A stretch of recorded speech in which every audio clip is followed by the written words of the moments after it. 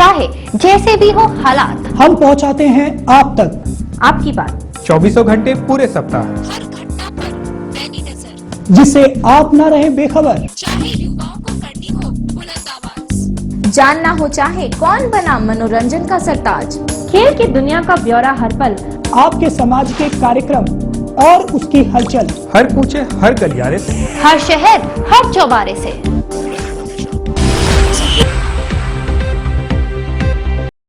सीवान के town hall में पसमानदा बेदारी सम्मेलन का आयोजन किया गया, जिसमें मुख्य अतिथि के तौर पर छपरा के पूर्व एमएलसी और विधानसभा के पूर्व उपसभापति सलीम परवेज ने शिरकत किया। साथ ही साथ सीवान के भाजपा के एमएलसी टूना पांडे भी शामिल हुए। वही सभी लोगों ने मिलजुल कर एक साथ पसमानदा बेदारी सम्मेलन को पूरी तरह से सफल बनाया और पसमानदा समाज के हक हकूक को दिलाने की बात भी कही। आइए दिखाते हैं पूरी रिपोर्ट।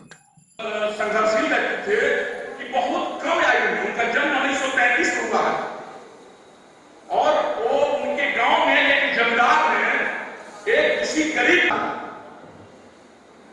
उनको याद नहीं किया तक, कितनी दुख की बात है। उन्हीं को नहीं भगत एक वर्ग विशेष में बांट दे रहे हैं। हमें कहते हैं पसमानदा समाज को भी सब थे, उनको हम याद नहीं करेंगे। वो अपनी लड़ाई लड़कर शहीद नहीं हुए थे, वो हमारी भारत माता की लड़ाई लड़कर शहीद हुए थे, हमारे हिंदुस्तान की जमीन पर लड़ाई लड़कर शहीद हुए थे। और उस समाज की आज यह दुर्गति है कि हर राजनीतिक व्यक्ति, देखिए हम किसी राजनीतिक पार्टी का न विरोधी है और न किसी राजनीतिक पार्टी का हम बखान कभी करते हैं। इसीलिए हम सबसे ज्यादा विवाद में शिकार हम रहते हैं। हर नेता हमारा विरोधी है, आप देखे होंगे, क्योंकि नेता जब भी बात करेगा वो अपने आला खाता की बात करेगा, अपनी राजनीति की बात करेगा, अपनी राजनीतिक पार्टी की बात करेगा।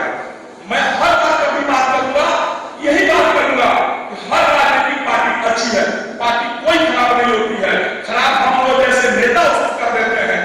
कुचला समाज हो गया है, हर लोग इनको यूज किया और छोड़ दिया।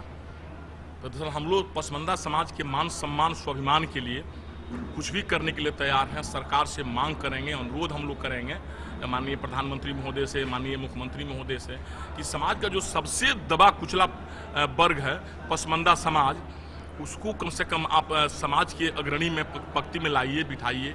और उस समाज के जो भी हमारे शहीद भाई हैं, जो भी हमारे अब्दुल हमीद जी का हम लोग तो बचपन से ही पढ़े हैं उनके विषय में। जिस आदमी का जन्म हुआ 1933 में, 1954 में उन्होंने सेना में भर्ती हुए, 1965 में वो शहीद हो गए देश के लिए लड़ते लड़ते, और उनका भी मैंने सही उचित स्थान समाज में नहीं मिल पा रहा है। शहीद में अच्छा दर्जा उनको नहीं मिल पा रहा, उनकी सरकार कोई अवहेलना कर रही है, सरकार उनको पूछ नहीं रही है। तो जो हमारी पूर्वजों को भी नहीं पूछ पा रही है, अभी समाज को त्रिचित कर दिया, हमारी पसमानदा समाज को। वही लड़ाई हम लोग लड़ने के लिए आए हुए हैं और चाहेंगे कि हर साल हमारे जो भी शहीद हैं, सरकार भी इनकी जयंती मनाए, शहीद दिवस कोई मनाए, जिसमें हमारे अब्दुल हमीद सर का, कयूम सर का, इन सब लोगों का जयंती मनाया जाए।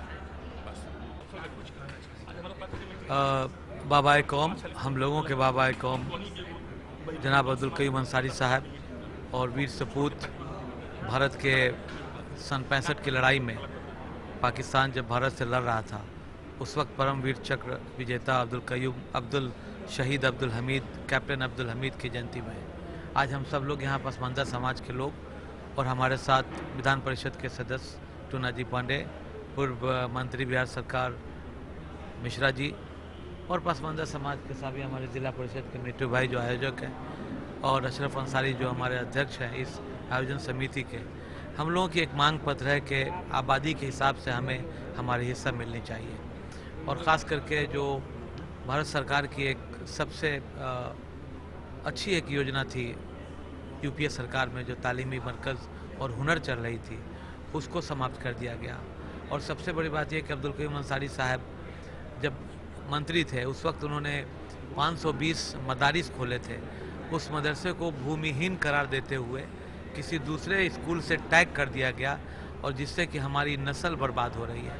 तो मैं बिहार सरकार से यही आग्रह करना चाहता हूँ कि जो हमारे कयूम अंसारी की बनाई हुई अनुशंसा की हुई जो मदरसे खुले हुए हैं, उस मदरसे को भूमिहीन करके और पसमानदा को और नीचे नहीं ले जा करके उन तमाम मदरसों की जिम्मेदारी होती है बिहार सरकार की कि उस ज़मीन को अधिग्रहित करें और अधिग्रहित करके उन तमाम मदरसा को फिर से चलाएं और हमारी हुनर, हमारी तालीमी मरकज़ जो किसी दूसरे योजना से टैग कर दिया गया है उसको इंडिपेंडेंट करते हुए पसमानदा समाज के अपलिफ्टमेंट के लिए, उनके एम्पावरमेंट के लिए ये काम अति शीघ्र की जाए।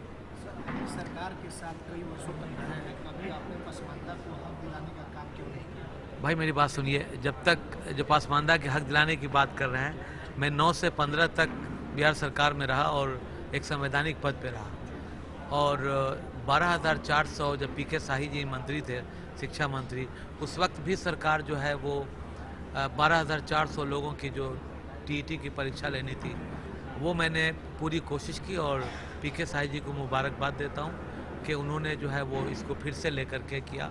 तालीमी मरकज़ शुरू हुआ, हुनर काम शुरू हुआ। ये अभी हाल फिलहाल में ये जो समस्याएं उठी हैं उसके लिए मैं लड़ाई लड़ रहा हूँ और माननीय नीतीश कुमार जी से ये मांग कर रहा हूँ कि हमारे जो हुनर और तालीमी मरकज़ है उसको आप टैग मत कीजिए। पहले जैसे मिलता था वैसे अगर आप यही पसमानदा समाज उन्हें 2005 में मुख्यमंत्री के गद्दी पे बैठाया था जब 2.5% वोट हटा था, आज उसी पसमानदा समाज को आप और भी नीचे ले जाके खड़ा कर दिया हुआ है। हमारे स्कूलों को आपने किसी दूसरे स्कूल से किस हिसाब से यहाँ के डीओ और किस हिसाब के से जो शिक्षा मंत्री हैं या वो विभाग है उसको किसी दूसरे स्कूल से टैग कर दिया गया। मुसलमान के बच्चे बच्चियाँ किसी दूसरे स्कूल में 4-5 किलोमीटर चल के जाएं, ये एक साजिश है जिसके लिए मेरी लड़ाई फिर से शुरू है।